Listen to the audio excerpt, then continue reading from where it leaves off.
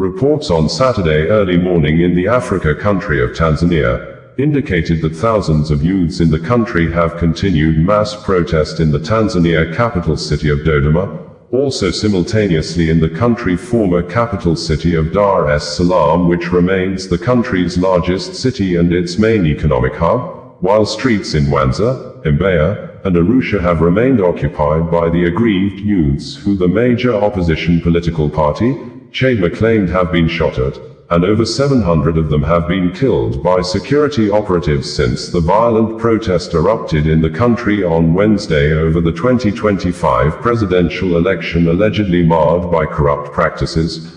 But the Tanzania Foreign Ministry dismissed the claim, saying, the Tanzania government is not aware of any death recorded or any of the protesters killed, adding, the government has not used excessive force on the protesters. The United Nations UN Human Rights Office stated on Friday that it has a credible report of at least 10 deaths recorded as a result of killing of protesters by the Tanzania security forces, and information from border communities between Tanzania and Kenya indicated that, on Thursday, October 30th, in the afternoon, chaos broke out at the Namanga border checkpoint as Kenyan and Tanzanian youth threw stones at Tanzanian police, and the police responded with live ammunition and tear gas canisters, leading to a casualty of 2 people shot dead by police and 2 others, including a Kenyan police officer, were seriously injured. While violent protest continued across major cities in Tanzania, President Samia Suluhu Hassan of Chama Mapinduzi, CCM political party was declared winner, and the electoral body announced on Saturday early morning that the president secured a re-election figure of 97.66% of the votes, which represents 31,913,866 ballots.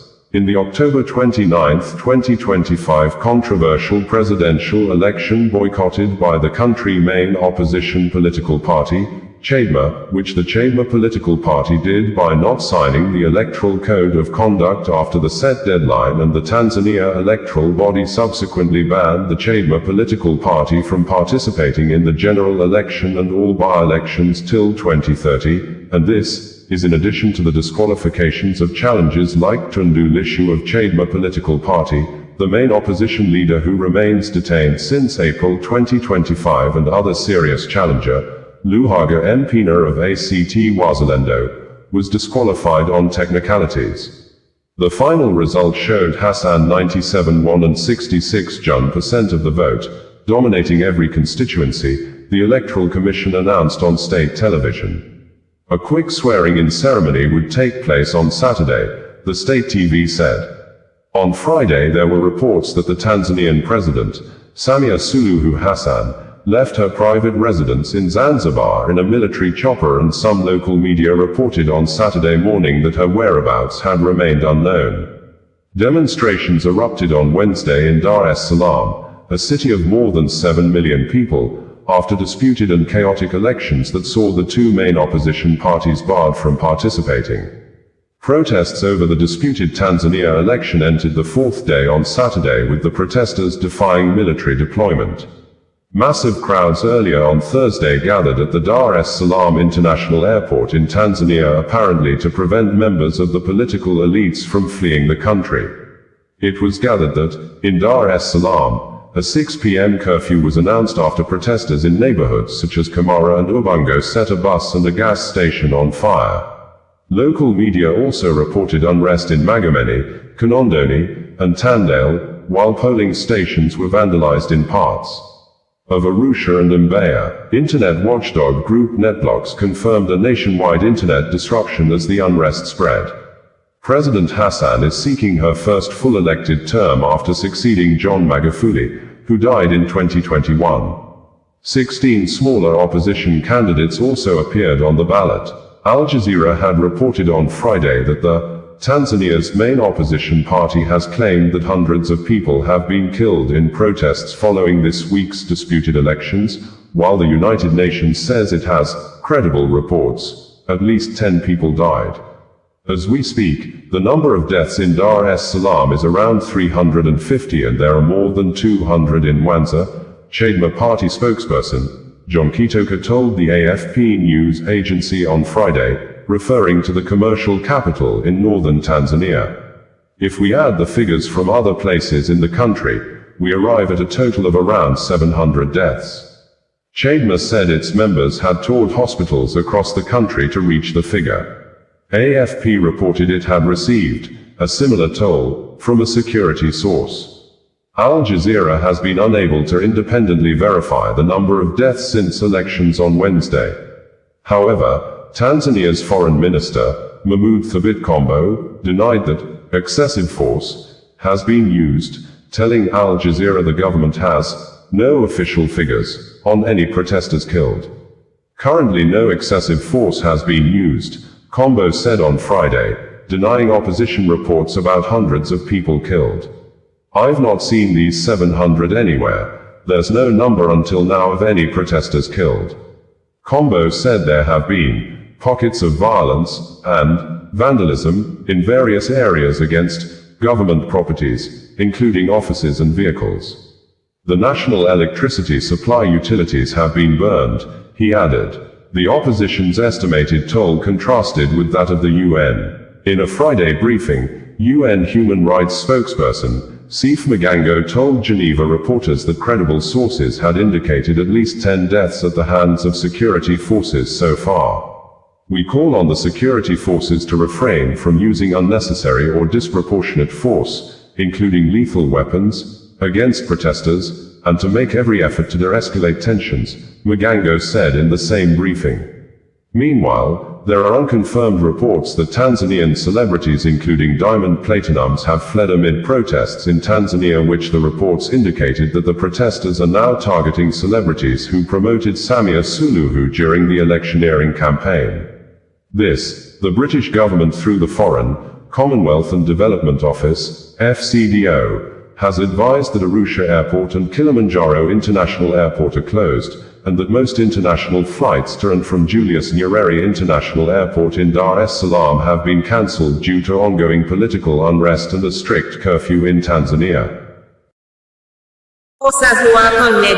Bringing you the news in a more digital way. Kingsley Kanunta Kanu, the younger brother to Mazi Nnamdi Kanu, in an X-post as reshared by barrister Aloy Ejimakor, the coordinating lawyer for the detained Biafra Republic agitation leader. Mazi Nnamdi Kanu has given reasons why his elder brother had continued to defend himself on the ground of no case submission, saying, the federal government of Nigeria, who made the accusations and filed the terrorism charges against the Biafra leader, has not been able to pinpoint any aspect of the Nigeria laws that should warrant his brother, Mazi Nnamdi Kanu, to enter defense, citing several court rulings that invalidated the federal government accusations against the detained Biafra leader. This, Kingsley Kanunta Kanu stated in reaction to the commentary of Dr. Sam Amadi, published on This Day newspaper, after the detained leader of the indigenous people of Biafra, Nnamdi Kanu, on Monday, abandoned his earlier plan to call witnesses in his ongoing trial before the Federal High Court in Abuja. Nnamdi Kanu, who is being prosecuted on 7 counts of terrorism charges brought against him by the federal government, last Friday, had prayed the court for an adjournment after informing the trial judge, Justice James Omotosho, that his former legal team, led by a former Attorney General of the Federation and Minister of Justice, Chief Kanu Agabi, San, had yet to release his case file to him. Though, Nnamdi Kanu had earlier expressed his readiness to open his defense in a written application to the court, in which he indicated his intention to call witnesses and requested the issuance of witness summons, but, at the resumed hearing on Monday, Kanu told the court that upon reviewing the case file, he had concluded that there was no valid charge against him. Nnamdi Kanu argued that since he believed the charges were unlawful and that the prosecution had failed to establish any case, there was no need for him to proceed with his defense. According to Punch newspaper, the trial judge, Justice James Omotosho, directed Kanu to file a written address formally stating his position and to serve the prosecution accordingly. Justice Omotosho further advised the IPOB leader to consult experts in criminal law to understand the possible legal implications of his decision. The judge thereafter adjourned the case to November 4, 5, and 6 for the adoption of final written addresses, based either on Kanu's position that no case had been established against him or for him to proceed with his defense if he decides otherwise. Kingsley Kanunta Kanu's statement as recirculated by barrister Aloy Ejimakor on Thursday, tagged, "Legal Rejoinder," to the misleading commentary by Dr. Sam Amadi, published in This Day of the 30th of October 2025, titled, "If I were Kanu, I would not refuse to write a defense," stated as follows below. 1. Introduction. Correcting a misguided narrative. The recent article by Dr. Sam Amadi in This Day at Thisdalev of the 30th of October 2025, suggesting that Mazi Namdi Kanu should write a defense instead of claiming he has no case, exemplifies how poorly informed commentary can distort constitutional discourse in Nigeria. While the piece parades itself as legal analysis, it fundamentally misstates the law and facts of Mazi Kanu's case. Kanu is not refusing to defend himself. He is asserting the obvious and unassailable fact that there exists no valid, cognizable charge known to Nigerian law for him to defend. That is not defiance, it is constitutional obedience. 2. The settled matter of rendition. A closed chapter. Contrary to Dr. Amadi's impression, the illegality of Kanu's abduction and extraordinary rendition from Kenya has been conclusively settled. It is not in contention and not on trial. The matter has been determined by the Court of Appeal, Paroludo Tanadafope Okagie, JCA, in FRN vs. Kanu, CA, ABJ, CR, 625 2020, which discharged Kanu on the 13th of October 2022 and declared his rendition unlawful. The United Nations Human Rights Council, UNHRC, July 2022, and the UN Special Rapporteur on Counterterrorism and Human Rights, March 2023, both confirming violations of international law. The Federal High Court, which recognized the illegality of the rendition, and the Supreme Court, for Emmanuel Ajim, JSC, who acknowledged that Kanu's abduction was a grave violation of international and domestic law. Therefore, to suggest that Kanu is hiding behind rendition is disingenuous. That issue is res judicata, finally and conclusively determined. 3. The crux of the matter. No charge known to law. Mazi Kanu's insistence that he has no case to answer rests squarely on Section 36(12) of the Constitution of the Federal Republic of Nigeria, 1999, as amended. A person shall not be convicted of a criminal offense unless that offense is defined and the penalty therefore is prescribed in a written law. The present charge, FHC, ABJ, CR, 383 2015, is built upon laws that have ceased to exist. Counts 1, 2, 5 and 8 are founded on the Terrorism Prevention Amendment Act 2013, repealed by Section 97 of the Terrorism Prevention and Prohibition Act 2022, TPPA 2022. Count 15, now 7, is founded on the Customs and Excise Management Act, CEMA, Cap C45 LFN 2004, repealed by Section 281(1) of the Nigeria Customs Service Act 2023, and counts 1, 2, 6. Alleging acts in Kenya, have no validation under Section 76(1)(d), Roman Figure 3, TPPA 2022, which mandates that the alleged act must be punishable under Kenyan law and certified by a Kenyan court. These are not technicalities, they are jurisdictional voids. A man cannot be tried for an offense that is not defined by an existing law. To insist otherwise is to drag the judiciary into constitutional heresy. 4. Constitutional supremacy and non-derogable immunity. When the Court of Appeal discharged Kanu on the 13th of October 2022, that discharge triggered the non-derogable constitutional immunity enshrined in Section 36(9). No person who shows that he has been tried by any court of competent jurisdiction for a criminal offense and either convicted or acquitted shall again be tried for that offense or for an offense having the same facts constituting that offense. This immunity is permanent, self-executing, and non-derogable, as confirmed by sections 1, 3, and 45, 1 of the Constitution. No law, court, or executive order can override it. Even in times of national emergency, this right remains untouchable. Thus, the Supreme Court's remittal order of the 15th of December 2023, being inconsistent with Section 36(9), cannot lawfully revive a null charge. Under Section 1, 3, any act inconsistent with the Constitution is void ab initio.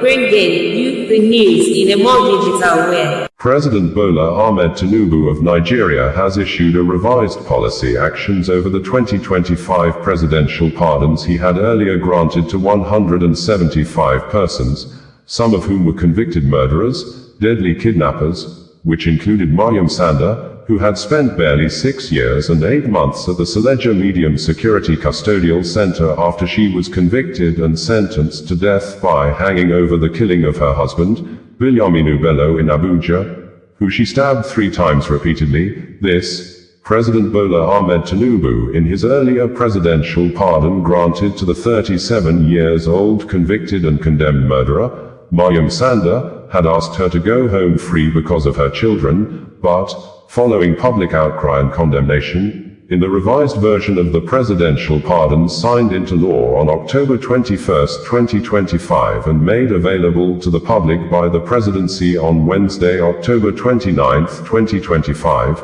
President Tinubu commuted the death sentence to 12 years imprisonment, although the presidency never mentioned the total numbers of people granted the presidential pardons. But, the list of beneficiaries made available by the presidential spokesperson, Bayo Onanuga, indicated that only 86 persons were granted the presidential pardons, and Mariam Sanda, apparently spelt as Mariam Sanda, was last on the list, and the names of earlier beneficiaries like Kelvin Prosper Oniara were not seen in the revised edition of the list. Maybe, the names were omitted due to excessive public outcry that Prosper Kelvin Oniara was a convicted, notorious, high-profile gang leader of a deadly kidnapping group that were widely stated to be responsible for the kidnapping and subsequent killing of a former Anambra State Deputy Governor, Julian Wike, kidnapping of a prominent legal practitioner, Mike Ozekome, on August 24, 2013 along Benin Auchi Road, and during the kidnapping operation, the gunman ambushed and killed 4 police officers, including the divisional police officer,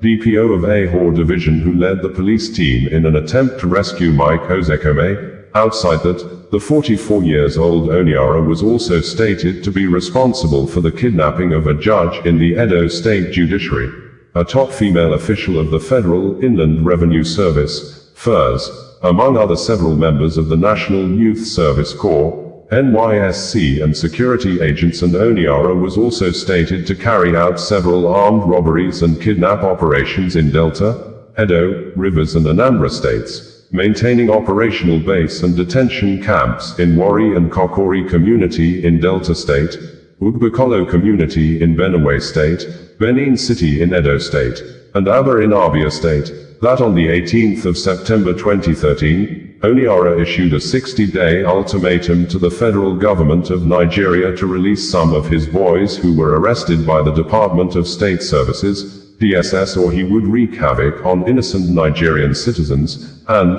on the 25th of September 2013, a combined security team of the Nigerian Army and DSS operatives arrested Kelvin Prosper Oniara, a convicted notorious terrorist, kidnap kingpin and armed robber, who had been on the wanted list of the security agencies, and he was subsequently sentenced to 20 years imprisonment, which he had spent 12 years in prison before President Bola Ahmed Tinubu had initially made an attempt to release him. Details of the 3 press releases issued by the presidency in the course of the 2025 presidential pardons that elicited public outcry and rejections are presented verbatim in a descending order of latest to former below. President Tinubu signs Instrument of Clemency and Pardons, moves Secretariat of Prerogative of Mercy Committee to Justice Ministry. President Bola Ahmed Tinubu, GCFR, has executed the relevant instruments of release to complete the process of formally exercising his constitutional power of prerogative of mercy to grant pardon and clemency to specific individuals who were earlier convicted for various offenses. Following consultations with the Council of State and public opinion on the matter, the President directed a further review of the initially approved list for consideration in furtherance of the President's discretionary powers under Section 175(1) and 2 of the 1999 Constitution, as amended. Consequently, certain persons convicted of serious crimes such as kidnapping, drug-related offenses, human trafficking, fraud, unlawful possession of firearms, arms dealing, etc., were deleted from the list. Others who had been hitherto pardoned in the old list had their sentences commuted. This action became necessary in view of the seriousness and security implications of some of the offenses, the need to be sensitive to the feelings of the victims of the crimes and society in general, the need to boost the morale of law enforcement agencies and adherence to bilateral obligations. The concept of justice as a three-way traffic for the accused, the victim, and the state, society also guided the review. The approved list of eligible beneficiaries has been transmitted to the Nigerian Correctional Service for implementation in line with the duly signed instruments of release. Furthermore, to ensure that future exercises meet public expectations and best practices, the President has directed the immediate relocation of the Secretariat of the Presidential Advisory Committee on Prerogative of Mercy from the Federal Ministry of Special Duties to the Federal Ministry of Justice. President Tinubu also directed the Attorney General of the Federation to issue appropriate guidelines for the exercise of the power of prerogative of mercy, which includes compulsory consultation with relevant prosecuting agencies. This will ensure that only persons who fully meet the stipulated legal and procedural requirements will henceforth benefit from the issuance of instruments of release. The President appreciated the constructive feedback and engagement from stakeholders and the general public on this matter. President Tinubu also reaffirmed his administration's broader commitment to judicial reforms and improving the administration of justice in Nigeria. Signed, Bayo Onanuga, Special Advisor to the President on Information and Strategy on October 29, 2025. Presidential Prerogative of Mercy exercise at review stage, not final, AGF Fagbemi. The Office of the Attorney General of the Federation and Minister of Justice wishes to clarify that no inmate approved for clemency under the recent exercise of the President's power of prerogative of mercy has been released from custody. The process remains at the final administrative stage, which includes a standard review to ensure that all names and recommendations fully comply with established legal and procedural requirements before any instrument of release is issued. It is important to note that the last stage of the exercise, after approval by the Council of State, is the issuance of the instrument for the implementation of the decision concerning each beneficiary. This stage affords an opportunity for a final look at the list for remedial purposes, if any, before the instrument is forwarded to the Controller General of Corrections for necessary action. This verification process is part of the standard protocol and reflects the government's commitment to transparency and due diligence. The Honorable Attorney General of the Federation and Minister of Justice appreciates the public's vigilance and constructive feedback, which continue to strengthen institutional integrity. Public engagement is always welcome, as it demonstrates that Nigerians care deeply about justice and good governance. There is no delay in the process. It is simply following the law to the letter to ensure that only those duly qualified benefit from the President's mercy. As soon as all legal and procedural checks are concluded, the public will be duly informed. The rule of law does not rush. It ensures fairness. Signed, Prince Lateef Fagbemi, SAN, Attorney General of the Federation and Minister of Justice on October 16, 2025. Details of the presidential pardon and clemency. Illegal minors, white-collar convicts, remorseful drug offenders, foreigners, Major General Maman Vatsa, Major Akubo, Professor Magaji Garba, capital offenders such as Mariam Sanda, Kensaro Wiwa, and the other Ogoni 8 were among the 175 convicts and former convicts who received President Bola Ahmed Tinubu's mercy on Thursday. Inweke Francis Chibuz, aged 44, serving a life sentence at Kirikiri for cocaine. Dr. Nwogu Peters, aged 67, serving a 17-year jail term for fraud. Sentenced in 2013, Mrs. Anastasia Daniel Nwaba, aged 63, already served a sentence for fraud. Barrister Hussaini Al-Haji Umar, aged 58, sentenced in 2023 to pay a fine of 150 million nairas in the ICPC case. Ayla Sadu Alanamu, aged 63, was sentenced to 7 years for bribery in 2019 and has served the sentence. Honorable Farouk M. Lawan, aged 62, sentenced to 5 years in 2021 for corrupt practices and had served the sentence. President Tinubu granted clemency to most of them based on the reports that the convicts had shown remorse and good conduct. He forgave some due to old age, the acquisition of new vocational skills, or enrollment in the National Open University of Nigeria, (NOUN). President Tinubu also corrected the historic injustice committed by British colonialists against Sir Herbert Macaulay, one of Nigeria's foremost nationalists. In all, the Presidential Advisory Committee on the Prerogative of Mercy, chaired by the Attorney General and Justice Minister, Prince Lateef Olasunkanmi Fagbemi, recommended pardon for 2 inmates, 15 former convicts, 11 of whom have died. The committee recommended clemency for 82 inmates and commutation of sentences for 65 inmates. 7 inmates on death row also benefited from the presidential reprieve. The committee recommended that the president should commute the death sentences to life imprisonment. Prince Fagbemi presented the committee's report at the Council of State meeting, chaired by President Bola Ahmed Tinubu. Full list of beneficiaries of President Tinubu's mercy. Pardoned. Posthumous pardon. Sir Herbert Macaulay was banned from public office for misappropriation of funds and sentenced in 1913 by the British colonialists. Ken Saro Wiwa, sentenced for murder. Saturday Dobi, sentenced for murder. Nordu Iwa, sentenced for murder. Daniel Buko, sentenced for murder. Paul Levera, sentenced for murder. Felix Nuate, sentenced for murder. Barabor Bera, sentenced for murder. Barinam Kiobel, sentenced for murder. John Queen, sentenced for murder. Major General Maman Giavatsa, age 46, sentenced in 1986 for treason, related to an alleged coup plot. Posthumous pardon, and honors, the Ogoni 9, victims of Ogoni 9 honored. Chief Albert Beatty, Chief Edward Kobaru, Chief Samuel Oraj, Chief Theophilus Oraj. Presidential clemency. Most of the beneficiaries showed either remorse or learned vocational skills in jail. Ben Friday, aged 60, was sentenced to 3 years or 1.3 million nairas fine for marijuana in 2023. Aluagwu Lawrence, aged 47, sentenced for Indian hemp selling, 2015. Orok Michael Chibus, aged 21, sentenced to 5 years, cannabis sativa, in 2023.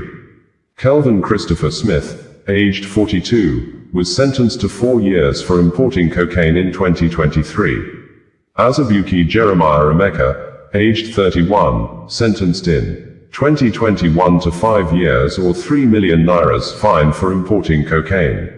Akinrene Akinwande Adabi, aged 47, sentenced in 2023 to 3 years for dealing in tramadol. Ahmed Adeyemo, aged 38, sentenced to 15 years for cannabis. Already served 9 years, 5 months at Kirikiri. Adeniyi Jimo, aged 31 years, sentenced to 15 years for drugs in 2015 and served 9 years at Kirikiri. Sian Omarind, aged 39, sentenced to 15 years for drugs in 2015. Served 9 years at Kirikiri. Adesanya Olafemi Paul, aged 61, sentenced to 14 years for theft. Had served 8 years. If Yusuf, aged 37, was sentenced for human trafficking in 2019. Had served 6 years at Kirikiri. Daniel Bodenwa, aged 43, was sentenced in 2018 to 10 years for fraudulent intent to forge a land receipt.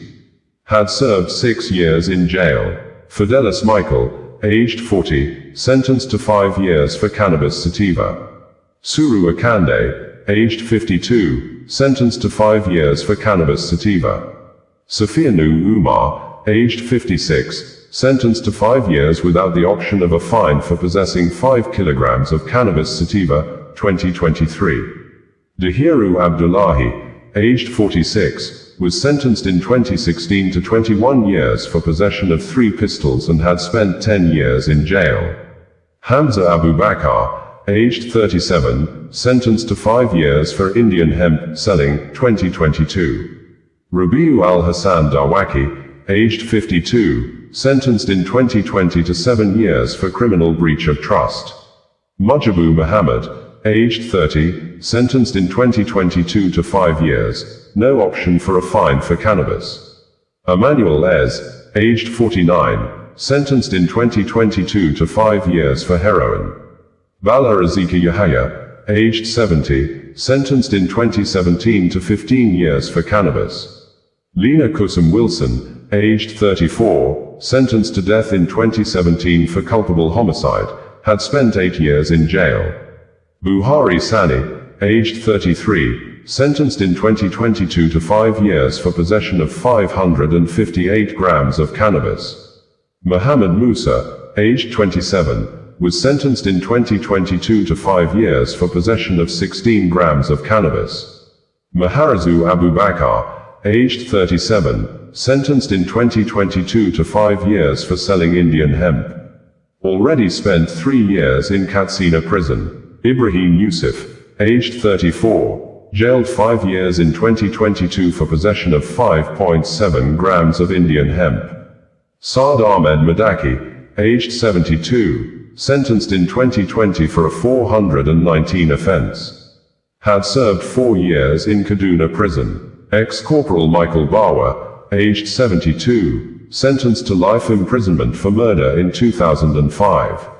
Had spent 20 years in Kaduna prison. Richard Ayuba, aged 38, sentenced to 5 years in 2022 for Indian hemp. Adam Abu Bakr, aged 30 and sentenced in 2022 to 5 years for possession of 2 kilograms of tramadol. Emmanuel Yusuf, aged 34, sentenced in 2022 to 4 years for possession of 2 kilograms of tramadol. Edwin Nazor, aged 60, sentenced in 2018 to 15 years for cannabis. Had spent 6 years, 9 months at Zamfara prison. Shindu Stanley, aged 34, sentenced in 2023 to 3 years for fake lubricant oil. Joseph Nwanoka, aged 42, sentenced in 2022 to 5 years for drugs. Johnny N.T. Heru, aged 63, sentenced in 1989 to life imprisonment for robbery. Had spent 36 years in Umuahia prison. John Omotie, aged 28, sentenced to 6 years for pipeline vandalism. Enzikitede Harry, aged 37, sentenced in 2023 to 5 years for illegal possession of Indian hemp, cocaine, and heroin. Jonathan Asuko, aged 28, sentenced in 2022 to 5 years for possession of Indian hemp and other drugs. Prince Samuel Peters, aged 54, sentenced in 2020 to 7 years for obtaining money by false pretense. Had spent 4 years, 3 months in Iketekpene prison. Babangida Saliu, aged 35, sentenced in 2024 to 3 years for unlawful mining. Adamu Sani, aged 39, sentenced in 2024 to 3 years for unlawful mining. Abdulkarem Salisu, aged 30, sentenced to 3 years for unlawful mining. Abdulaziz Lawal, aged 18, sentenced to 3 years for unlawful mining. Abdul Rahman Babangida, aged 20, sentenced to 3 years for unlawful mining. Maharazu Aladu, aged 22, sentenced to 3 years for unlawful mining. Zahareddin Baliwe, aged 38, sentenced to 3 years for unlawful mining. Babangida Usman, aged 30, sentenced to 3 years for unlawful mining. Zayanu Abdullahi, aged 28, sentenced to 3 years for unlawful mining, 2024. Bashir Garuba, aged 20, sentenced in 2024 to 3 years for unlawful mining. Imam Suleiman, aged 25, sentenced to 3 years for unlawful mining, 2024. Abba Amisu, aged 28, sentenced to 3 years for unlawful mining, 2024. Lawani Lowanu, aged 20, sentenced to 3 years for unlawful mining, 2024. Yusuf al-Hassan, aged 33, was sentenced to 3 years for unlawful mining in 2024. Abdullahi Isa, aged 25, sentenced to 3 years for unlawful mining, 2024. Zayanu Bello, aged 35, sentenced to 3 years for unlawful mining. Habib Suleiman, aged 22, sentenced in 2024 to 3 years for unlawful mining. Jubran Sahabi, aged 23, was sentenced to 3 years in 2024 for unlawful mining. Shfiu Umar, aged 28, was sentenced to 3 years in 2024 for unlawful mining. Saidu Abu Bakr, aged 29, sentenced in 2024 to 3 years for unlawful mining. Haruna Abu Bakr, aged 24, was sentenced to 3 years in 2024 for unlawful mining. Rabiu Saidu, aged 26, sentenced in 2024 to 3 years for unlawful mining. Maha Kuru, aged 25, sentenced in 2024 to 3 years for unlawful mining. Zahraddin Aminu, aged 25 years, sentenced to 3 years for unlawful mining. Nazipi Musa, aged 25, sentenced to 3 years for unlawful mining in 2024. Abdullahi Musa, aged 30 and sentenced to 3 years in 2024 for unlawful mining. Habibu Safiu, aged 20 and sentenced to 3 years in 2024 for unlawful mining. Hassani Sani, aged 21 and sentenced to 3 years in 2024 for unlawful mining. Musa Lawali, aged 25 and sentenced to 3 years in 2024 for unlawful mining. Suleiman Lawal, aged 23 and sentenced to 3 years in 2024 for unlawful mining. Yusuf Ilyasu, aged 21 and sentenced to 3 years in 2024 for unlawful mining. Sebiu Aliyu, aged 20 and sentenced to 3 years in 2024 for unlawful mining. Holaru Sani, aged 18 and sentenced to 3 years in 2024 for unlawful mining. Shitu Aliyu, aged 30 and sentenced to 3 years in 2024 for unlawful mining. Sanusi Aminu, aged 27 and sentenced to 3 years in 2024 for unlawful mining. Isiaka Adamu, aged 40 and sentenced to 3 years in 2024 for unlawful mining.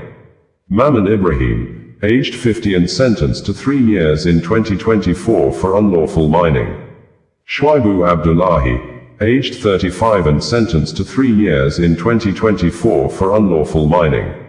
Sanusi Adamu, aged 28 and sentenced to 3 years in 2024 for unlawful mining. Sadi Musa, aged 20 and sentenced to 3 years in 2024 for unlawful mining.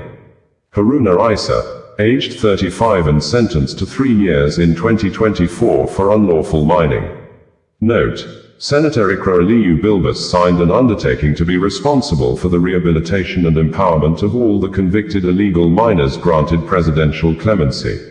Abiodun Elamero, aged 43, sentenced to life imprisonment for cocaine hawking in 2014, had spent 10 years plus in Kirikiri. Mariam Sanda, aged 37, was sentenced to death in 2020 for culpable homicide and had spent 6 years, 8 months at Seleja Medium Security Custodial Center. Her family pleaded for her release, arguing that it was in the best interest of her 2 children. The plea was also anchored on her good conduct in jail, her remorse, and her embracement of a new lifestyle, demonstrating her commitment to being a model prisoner.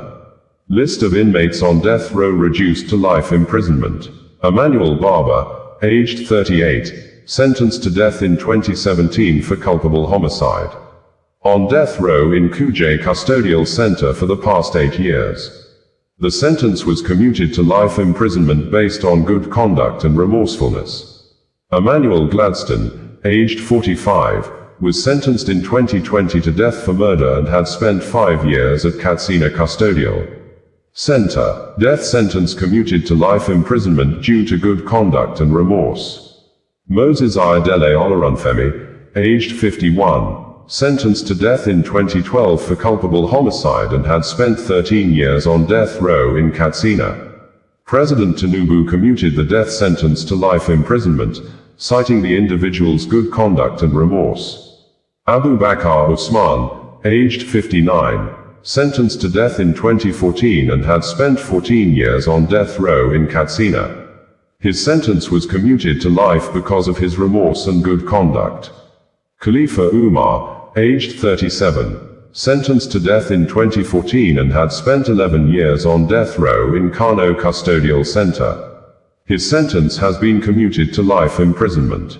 Benjamin Ekeze, age 40, sentenced to death in 2017 for armed robbery and conspiracy, and had spent 12 years on death row at Kirikiri, Lagos. The sentence was also commuted to life. Muhammad Umar, 43, sentenced to death in 2018 for culpable homicide and had spent 7 years on death row in Onitsha Custodial Center. He got the presidential reprieve, commuting the death sentence to life imprisonment. List of inmates recommended for reduced term of imprisonment. Yusuf Owolabi, aged 36, sentenced to life in 2015 for manslaughter, had spent 10 years at Kirikiri. Prison term reduced to 12 years for showing remorse and learning vocational skills. Afenyi Ez, aged 33, sentenced to life in 2021 for manslaughter and had spent 4 years at Kirikiri. Prison term reduced to 12 years for showing remorse and learning vocational skills. Malam Ibrahim Suleiman, aged 59, sentenced to life in 2022 for armed robbery and possession of illegal firearms. Sentence cut to 10 years based on good conduct. Shatima Maji Arfo, aged 54, sentenced in 2021 to 7 years for corrupt practices. Sentence reduced to 4 years, because of good conduct and ill health. Ajasma Benziga, aged 69 and sentenced in 2015 to 20 years for culpable homicide.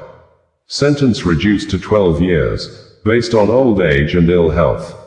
Ifena Kenekukwu, aged 42, sentenced in 2015 to 20 years for drugs, cocaine import, and had spent close to 10 years in Kirikiri.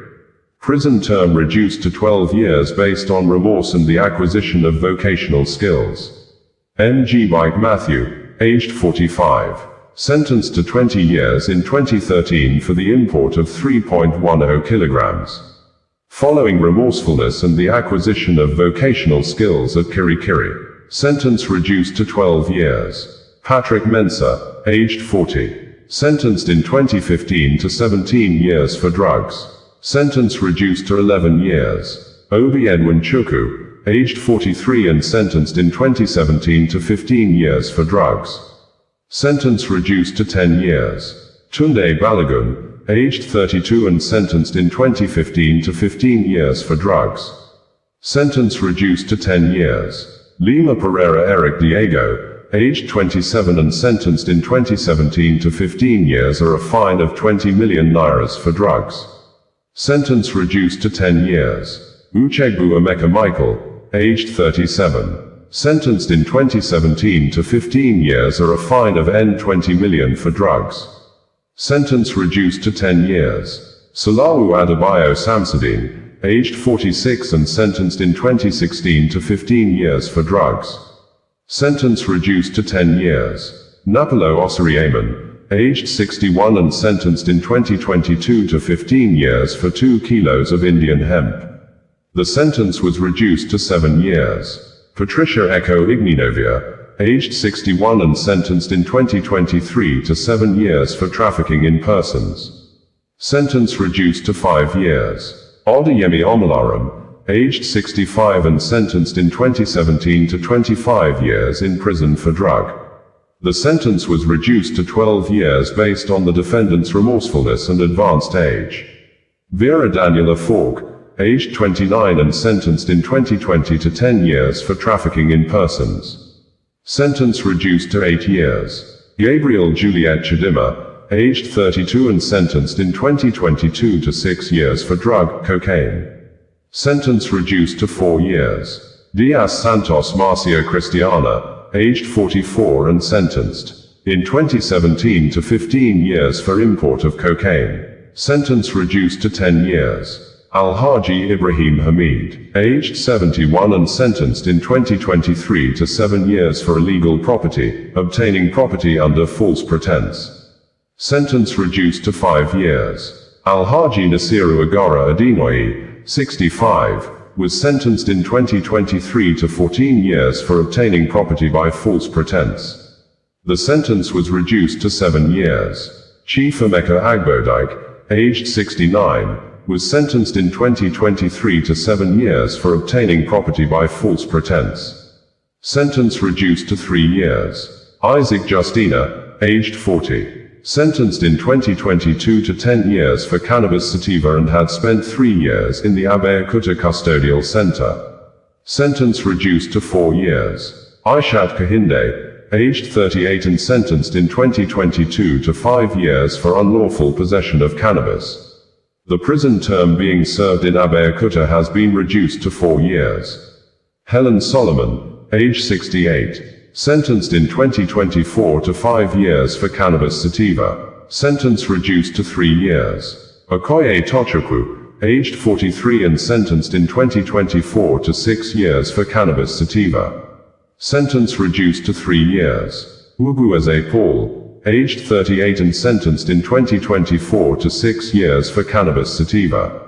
Sentence reduced to 3 years. Mustafa Ahmed, aged 46 and sentenced in 2022 to 7 years without a fine option for criminal breach of trust. The sentence was reduced to 5 years. Abu Bakar Mammon, aged 38 and sentenced in 2020 to 10 years in Kebbi Custodial Center for possession of firearms. Sentence reduced to 7 years. Mohammed Bello Musa, aged 35, sentenced in 2020 to 10 years in Kebbi Custodial Center for illegal possession of firearms. Sentence reduced to 7 years. Namdi Annan, aged 67 and sentenced in 2010 to life imprisonment at Katsina Custodial Center for illegal dealing of arms. Sentence reduced to 20 years. ALH, Abu Bakar Tanko, aged 61, was sentenced in 2018 to 30 years at the Gusau Custodial Center for culpable homicide. Sentence reduced to 20 years. Chisholm Francis Wisdom, aged 30, sentenced in 2018 to 20 years in Umuahia Custodial Center for kidnapping. Sentence reduced to 12 years. Innocent Brown Idiong, aged 60, sentenced in 2020 to 10 years for possession of 700 grams of Indian hemp. Has already spent 4 years and 3 months at Ikitabasi Custodial Center. Jail term reduced to 6 years. Iniabong Amayan Intikidim, aged 46, was sentenced 2021 to 7 years in jail at the Uyo Custodial Center. Prison term reduced to 5 years. Ada Audu, aged 72, was sentenced in 2022 to 7 years in Kuje Custodial Center and had spent 2 years and 7 months in prison. Prison term reduced to 4 years because of old age. Bakar Adamu, aged 40 and sentenced to 20 years in 2019 for advance fee fraud. Prison term reduced to 9 years. Kelvin Oniara Azigbe, 44, was sentenced in October 2023 to 20 years for kidnapping, which took effect in 2013. The sentence was reduced to 13 years for showing remorsefulness and attending the National Open University. Frank Azwekor, aged 42, sentenced in 2023 for kidnapping and jailed in Kuje Custodial Center for 20 years, and had spent 12 years behind bars from 2013. The sentence was reduced to 13 years, based on good conduct and attendance at the National Open University. Chukwukalu Sunday Callistus, aged 47 and sentenced in 2014 to life at Kuje Custodial Center for drugs. He had spent 11 years at Kuje. Sentence reduced to 13 years. Professor Magaji Garba, aged 67, sentenced in 2021 to 7 years for obtaining money by false pretense and had spent 3 years at Kuje Custodial Center. The prison term was reduced to 4 years due to good conduct and advanced age. Marcus Yusuf, aged 41. Sentenced in 2023 to 13 years for culpable homicide.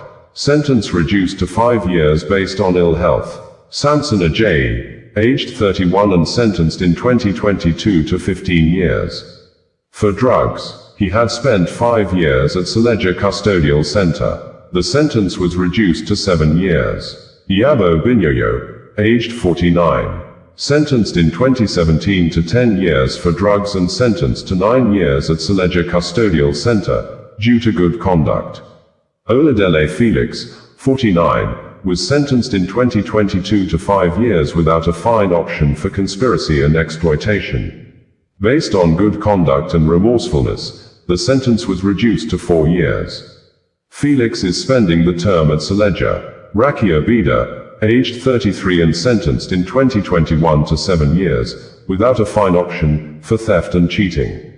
The sentence, being served at Suleja, was reduced to 3 years based on good conduct.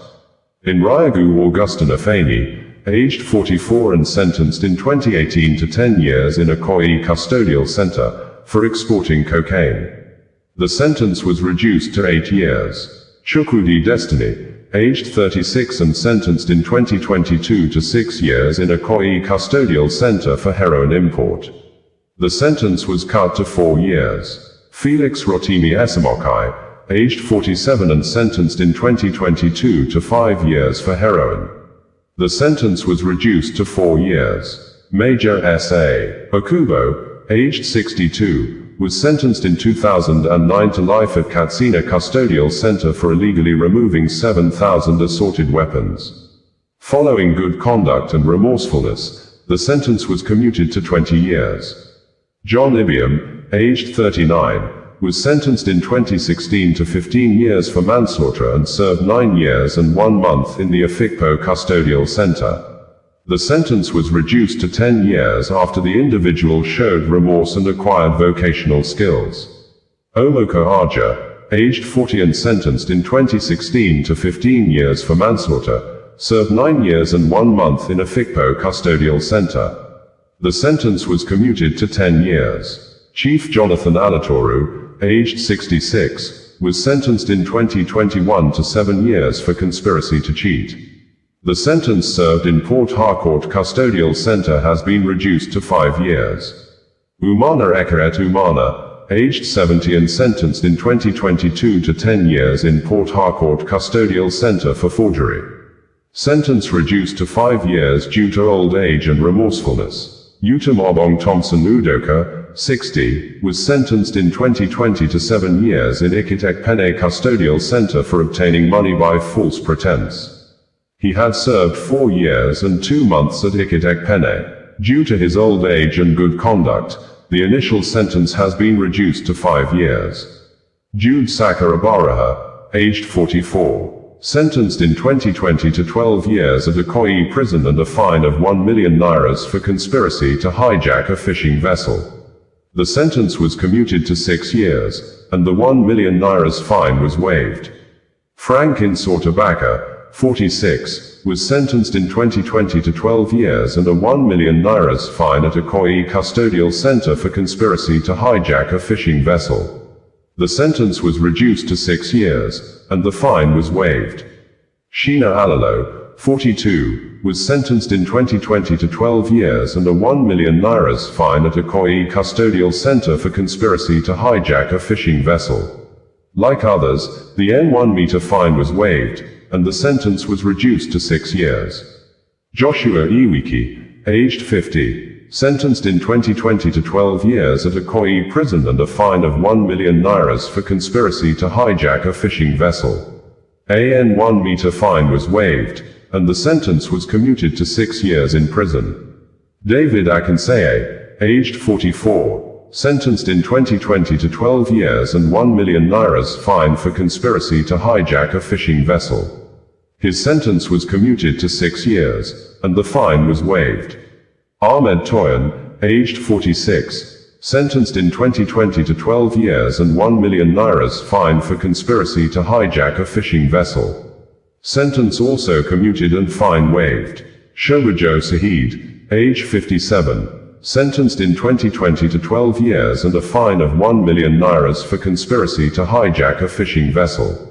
He got a similar reprieve like the others. Adamol Philip, aged 52 years, sentenced to 12 years and a 1 million nairas fine for conspiracy to hijack a fishing vessel, 2020. Philip also got his term reduced to 7 years and the fine waived. Matthew Marzi, aged 39, also sentenced to 12 years and a fine of 1 million nairas for conspiracy to hijack a fishing vessel. The sentence was reduced to 6 years, and the fine was waived. Bright Agbadei, 46, was also sentenced in 2020 for conspiracy to hijack a fishing vessel. Like the others in his category, he got a reprieve from President Tinubu.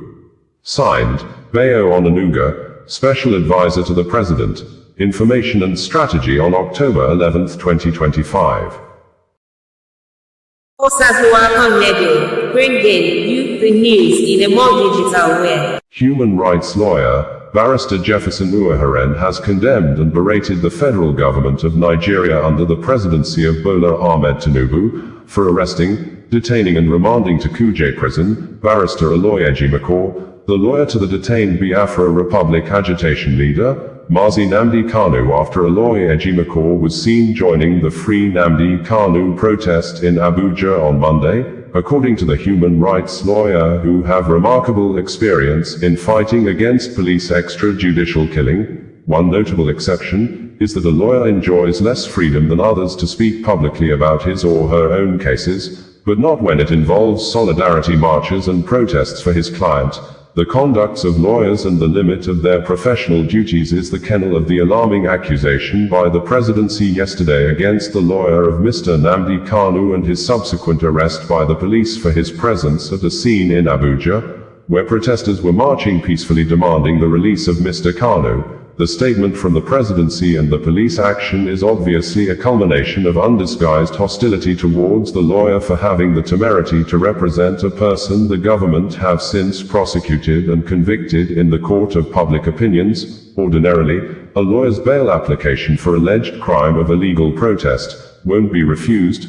The refusal is concerning and turning a simple matter into a political case of vendetta and persecution. Bayo Onanuga, the special advisor to the president on information and strategy, had on Monday tweeted while the Free Nnamdi Kanu protest was ongoing, that, "I spotted Aloy Ejimakor, one of Nnamdi Kanu's lawyers, among the small group of protesters mobilized in Abuja by Omiyele Sowore. I wonder what Mr. Ejimakor was thinking when he decided to join this shambolic protest. As a lawyer, he should be aware of the principle of sub judice, particularly in relation to the ongoing treason case before the court.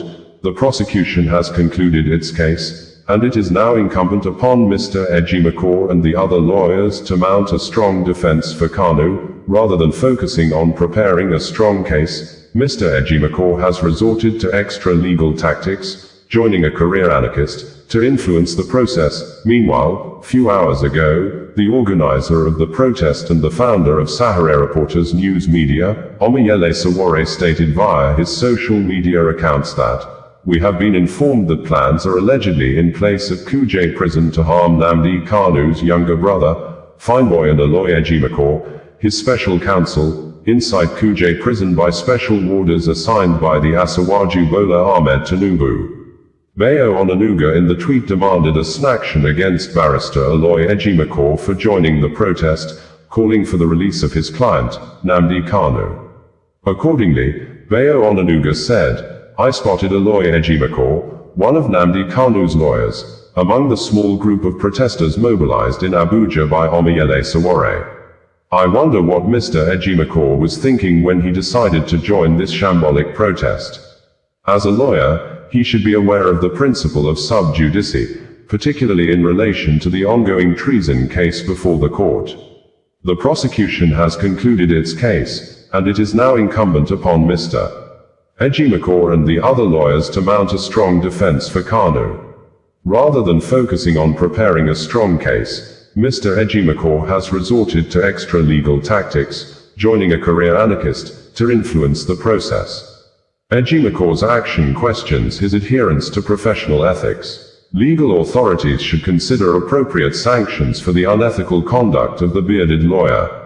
Reacting, Barrister Jefferson Uwaharen, in a statement signed and made available on Tuesday, said, "Lawyers generally enjoy constitutional protection for two kinds of speech.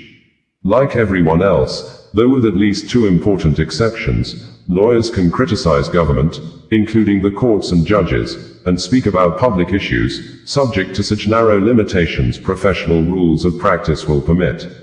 One notable exception is that a lawyer enjoys less freedom than others to speak publicly about his or her own cases.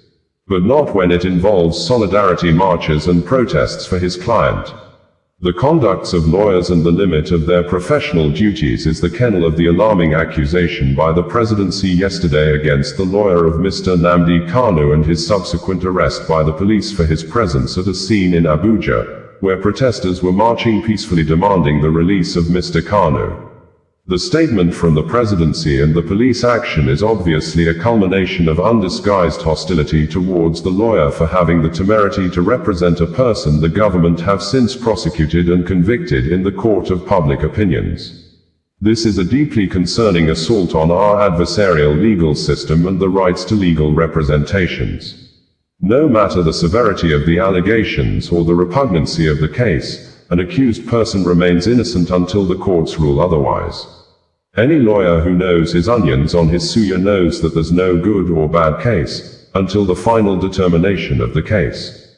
Thus, the first great duty of an advocate or lawyer is to reckon or do everything legally possible in the interests of his client.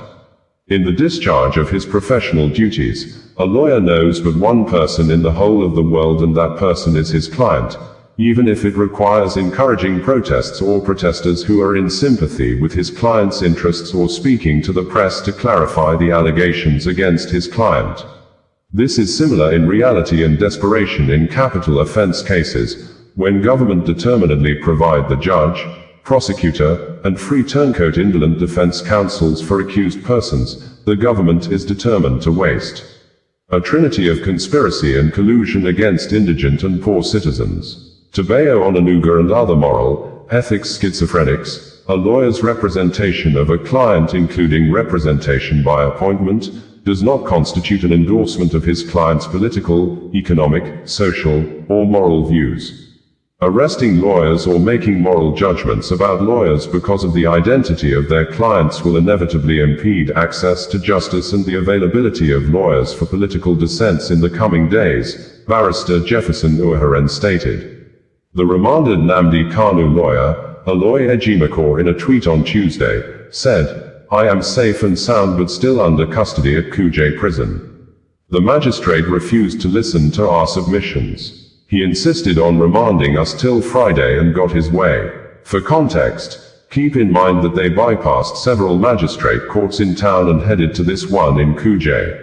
On Monday, Aloy Ejimakor had tweeted that, "We've just been arrested. Myself, Prince Emmanuel and others. We are at FCT Command Sid. Myself, Fine Boy and others. Number 1 Zaria Street, Gariki 2, Abuja." Earlier on Monday, Ejimakor also tweeted that, "I'm in front of Transcorp Hilton with a mammoth crowd that gathered for Mazi Nnamdi Kanu October 20th and the police just exploded tear gas. My eyes and throat hurt. They're scattering everywhere." Omiyele Sawore on Tuesday stated that, "I just learned that illegal IGP Kayode Egbetoken has sent Nnamdi Kanu's brother and lawyer, Aloy Ejimakor, and 11 others all the way to Kuje Magistrate Court to get them remanded in prison at all costs." Earlier on Monday, Omiyele Sawore said, "The despicable and illegal Inspector General of Police, Kayode Egbetoken, has ordered the arrest and detention of 13 peaceful protesters who participated in today's Free Nnamdi Kanu demonstration in Abuja. Among those detained are Nnamdi Kanu's lead lawyer, Aloy Ejimakor, Nnamdi Kanu's brother, Fineboy Kanu, Barrister Akere, and 10 others whose only crime was exercising their constitutional right to peaceful protest." Shockingly, the protesters have been taken to the notorious SARS abattoir detention and torture facility in Abuja, a place long associated with human rights abuses, unlawful detentions, and unspeakable cruelty. Their only offense was standing for justice and freedom and protesting peacefully. In another post on Monday, Omiyele Sowore said, "We relocated to the FCT Police Command today to ensure the unconditional release of Nnamdi Kanu's brother, Fineboy, his lawyer, Barrister Aloy Ejimakor, and 11 others who were arrested and tortured for participating in Free Nnamdi Kanu peaceful protest. While we were there, we commenced another phase of our protest, and the police responded by attacking us right in front of the command. We were informed that the illegal Inspector General of Police Kayode Egbetoken requested that they be interviewed and possibly detained. This will not stand." On Tuesday evening, Omiyele Sowore stated in a statement that lawyers representing Barrister Aloy Ejimakor and his brother, Emmanuel Fineboy Kanu, filed a bail application today at the Federal High Court in Abuja following their unlawful arrest during the Free Nnamdi Kanu protest. However, in a blatant display of bad faith, police prosecutors reportedly refused to accept service of the court summons delivered by court bailiffs, an intentional move to frustrate and delay the bail process. Today, we also found out they were so desperate that they thought, Aloy, for Aliyu. Today, we proceeded to the Kuje Magistrate Court, where the Nigeria Police Force under the leadership of illegal IGP Kayode Egbetoken, hastily arraigned Nnamdi Kanu's lead counsel, Aloy Ejimakor, his brother, Fineboy, and 11 others. However, the magistrate had already remanded them in Kuje prison until Friday, before their attorneys arrived at the magistrate's court. Bringing you the news in a more digital way. Nigeria Police Force, NPF, under the leadership of the Inspector General of Police, IGP Kayode Egbetoken, who is currently in the United States, US, attending the International Association of Chiefs of Police, IACP annual conference in Denver, Colorado, USA, alongside other senior police officers, has warned troublemakers to resist the temptation of hijacking the Free Nnamdi Kanu protest slated to hold today across the West Africa country by the organizers and other group of Nigerians to demand the release of the detained Biafra Republic agitation leader, Mazi Nnamdi Kanu. Also, the NPF reminded the organizers and the protesters to respect the federal high court order that restricted them from staging the protest in certain areas in Abuja, such areas which included Aso Rock Villa and its environs, the National Assembly Complex, Force Headquarters, the Court of Appeal, Eagle Square and Shehu Shagari Way, while assuring the protesters of protection. The NPF, in a statement issued and made available by the force spokesperson, Benjamin Hundean, indicated that the Nigeria Police Force reaffirms its unwavering commitment to upholding the rule of law and maintaining public peace in accordance with constitutional provisions. This follows the subsisting order of the Federal High Court, Abuja Division, given on the 17th of October 2025, by Honorable Justice M.G. Umar, in suit number FHC, ABJ, CS, 2202-2025, Federal Republic of Nigeria vs. Omiyele Sowore and 4 others. The order restrains the respondents and any other persons or groups acting under their instruction from staging protests within and around Aso Rock Villa and its environs, the National Assembly Complex, Force Headquarters, the Court of Appeal, Eagle Square and Shehu Shagari Way. In deference to the authority of the court and in line with the constitutional mandate of the police to enforce law and order, the force hereby calls on all groups, whether in support of or opposed to the ongoing agitation for the release of Mazi Nnamdi Kanu, to adhere strictly to the provisions of the court order. The directive remains binding and enforceable pending further judicial proceedings. The Nigeria Police Force recognizes and respects the rights of citizens to peaceful assembly and expression. However, such rights must be exercised responsibly and within the limits of the law, particularly where public safety, national security, and the rights of other citizens are concerned. The court's intervention is therefore a safeguard, not a suppression, of constitutional freedoms. Accordingly, all intending protesters and counter-protest groups are strongly advised to avoid restricted areas and to refrain from any act capable of provoking confrontation or disturbing public order. The force will ensure the free flow of traffic, protection of lives and property, and security of all law-abiding citizens. Any person or group that uses protests as cover to incite violence, carry or use offensive weapons, vandalize public or private property, kidnap, or engage in acts likely to cause loss of life or serious injury will be dealt with decisively. Offenders will be arrested, subjected to full investigation, and prosecuted under relevant criminal laws, including laws relating to public order, violent conduct and terrorism where applicable. Those who incite others via social media or other platforms should note that digital evidence will be used in investigations and prosecutions. The Inspector General of Police, IGP Kayode Adeolu Egbetoken, has directed the FCT Commissioner of Police and relevant operational commands to ensure strict enforcement of the court's order, maintain visible and strategic deployments across vulnerable locations, and ensure the safety of residents and lawful activities in the FCT. All organizers and participants are therefore advised to avoid the restricted areas specified by the court, refrain from carrying weapons, engaging in provocative conduct, or encouraging others to breach the law, and channel grievances through the courts and other lawful avenues rather than the streets. The Nigeria Police Force assures law-abiding Nigerians that adequate security arrangements have been made to protect lives and property. Non-participants should go about their lawful businesses without fear. Anyone found to be in breach of the court's order or in contempt of the law will be arrested and prosecuted. We have reported that the founder of Sahara Reporters News Media and the organizer of the Free Nnamdi Kanu protest, Omiyele Sowore, has refuted and debunked the reports circulating in some sections of the media that the Federal High Court sitting in Abuja has stopped the upcoming Monday, October 20th mass protest organized to demand the release of the detained Biafra Republic agitation leader, Mazi Nnamdi Kanu, saying, "The media report is false and a calculated attempt to distract members of the public from coming out to join the protest," adding, "Nnamdi Kanu is so sick that the people must come out now to set him free."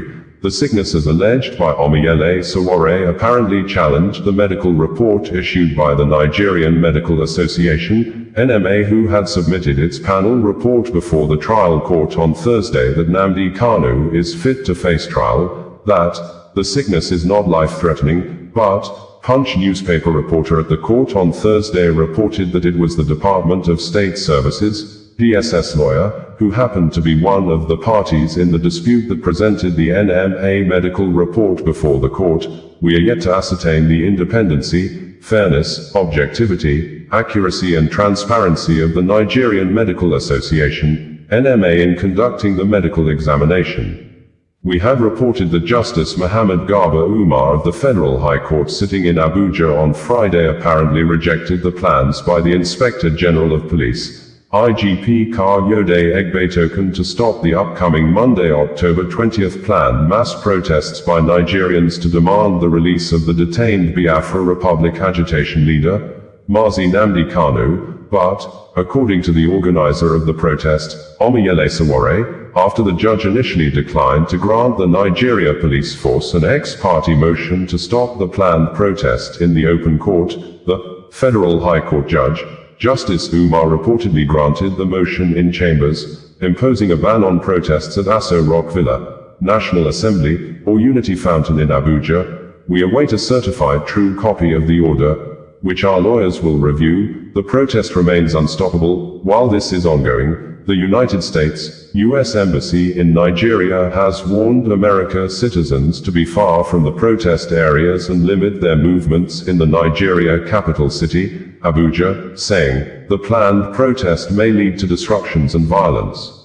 We had also reported that the Nigerian Army Authority has issued a statement, denying threat messages issued against members of the public ahead of the planned mass protest slated for October 20, 2025 to demand for the release and freedom of the detained Biafra Republic agitation leader, Mazi Nnamdi Kanu, just as the organizer and chief campaigner, Omiyele Sowore, the publisher of Sahara Reporters News Media, met to seek understanding with the former president of Nigeria, Goodluck Ebele Jonathan, who, according to Sowore, promised to visit President Bola Ahmed Tinubu to discuss the issue with him. bringing you the news in a more digital way. Founder of Sahara Reporters News Media and the organizer of the Free Nnamdi Kanu protest, Omiyele Sowore has refuted and debunked the reports circulating in some sections of the media that the Federal High Court sitting in Abuja has stopped the upcoming Monday, October 20th mass protest organized to demand the release of the detained Biafra Republic agitation leader, Mazi Nnamdi Kanu, saying, "The media report is false and a calculated attempt to distract members of the public from coming out to join the protest," adding, "Nnamdi Kanu is so sick that the people must come out now to set him free."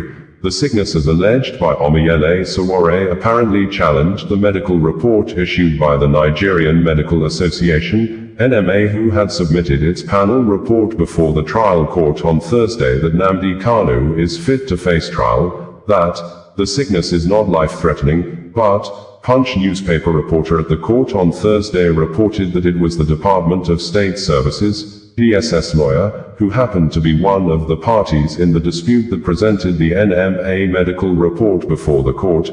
"We are yet to ascertain the independency, fairness, objectivity, accuracy and transparency of the Nigerian Medical Association, NMA, in conducting the medical examination." In a statement on Saturday, Omiyele Sowore said, "The Federal High Court in Abuja has not stopped the proposed Free Nnamdi Kanu protest slated for Monday, October 20th, 2025. Contrary to the misleading claims being circulated by police, lawyers and sections of the media, no order was granted restraining citizens from exercising their constitutional right to peaceful assembly." Justice Umar of the Federal High Court declined to issue any ex-parte order sought by the police to halt the nationwide protest altogether. What exists is a purported court order, obtained in chambers by lawyers of the police, which has not been served on anyone, asking that protesters not protest at Aso Rock Villa, National Assembly, Eagle Square, and a certain Shehu Shagari Way, the latest false claims designed to confuse the public and discourage participation. The protest date is sacrosanct. The movement is unstoppable. In another statement, Omiyele Sowore said, "I was deeply involved in the struggle for the validation of the June 12th election, and I remember vividly how the system operated back then, how they weaponized the judiciary to buy time, to deceive the public, and to justify injustice. They kept saying, Abiola's case is in court, using that as a shield for tyranny, until they eventually killed him a day before his supposed release. It was a well-orchestrated tragedy disguised as legal processes. Today, I see the same script being replayed with Mazi Nnamdi Kanu, the same manipulation, the same excuses, fake narrators, fake protesters, the same abuse of process. The language has not changed. Only the victims have. History is repeating itself before our eyes. And just as we fought to expose the truth then, we must do so now, before it's too late. The Nnamdi Kanu I saw in court on October 16th is very ill. We must rescue him before another citizen is sacrificed to the bloodthirsty Nigerian elite club." Punch newspaper had during the week reported that the Nigerian Medical Association on Thursday informed the Federal High Court in Abuja that the illness of the leader of the indigenous people of Biafra, Nnamdi Kanu, is not life-threatening. The medical panel set up by the NMA president said it had concluded the health assessment ordered by the court on the IPOB leader and found that Kanu is fit to stand trial.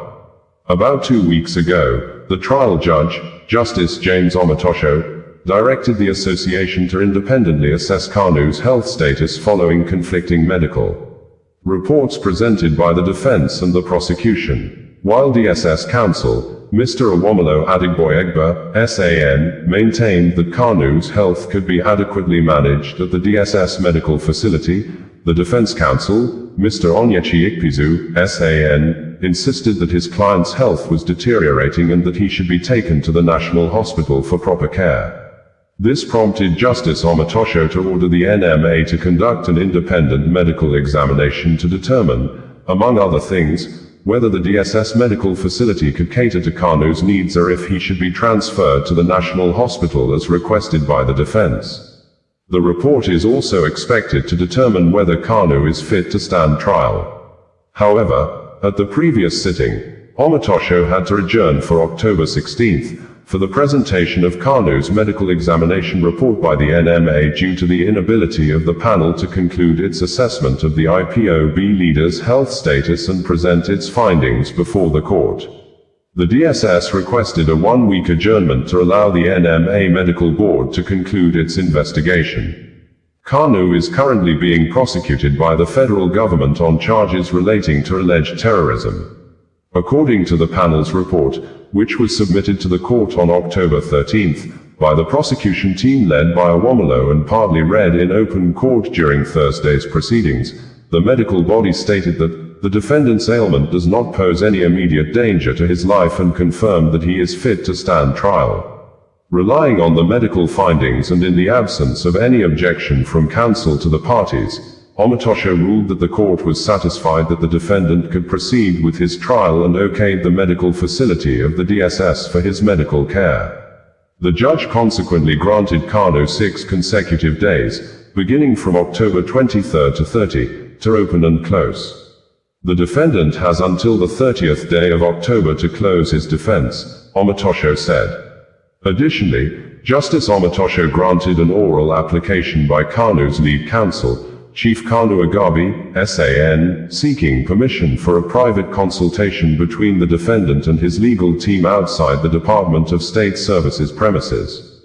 Agabi had argued that the defense team feared the discussions with Kanu might be monitored or recorded by the DSS.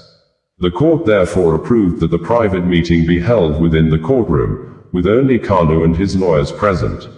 The consultation is scheduled to take place between 9 a.m. and 12 noon on October 22nd, ahead of the resumption of the trial on October 23rd. The court adjourned for continuation of the trial and commencement of Kanu's defense to the 23rd of October 2025. We had reported that Justice Mohammed Garba Umar of the Federal High Court sitting in Abuja on Friday apparently rejected the plans by the Inspector General of Police, IGP Kayode Egbetoken, to stop the upcoming Monday, October 20th planned mass protests by Nigerians to demand the release of the detained Biafra Republic agitation leader, Mazi Nnamdi Kanu, but, according to the organizer of the protest, Omoyele Sowore, after the judge initially declined to grant the Nigeria Police Force an ex-parte motion to stop the planned protest in the open court, the Federal High Court judge, Justice Umar, reportedly granted the motion in chambers, imposing a ban on protests at Aso Rock Villa, National Assembly, or Unity Fountain in Abuja. We await a certified true copy of the order, which our lawyers will review. The protest remains unstoppable. While this is ongoing, the United States, U.S. Embassy in Nigeria has warned America citizens to be far from the protest areas and limit their movements in the Nigeria capital city, Abuja, saying, the planned protest may lead to disruptions and violence. We had also reported that the Nigerian Army Authority has issued a statement, denying threat messages issued against members of the public ahead of the planned mass protest slated for October 20, 2025 to demand for the release and freedom of the detained Biafra Republic agitation leader, Mazi Nnamdi Kanu, just as the organizer and chief campaigner, Omoyele Sowore, the publisher of Sahara Reporters news media, met to seek understanding with the former president of Nigeria, Goodluck Ebele Jonathan, who, according to Sowore, promised to visit President Bola Ahmed Tinubu to discuss the issue with him. Bringing you the news in a more digital way. Bringing you the news in a more digital way.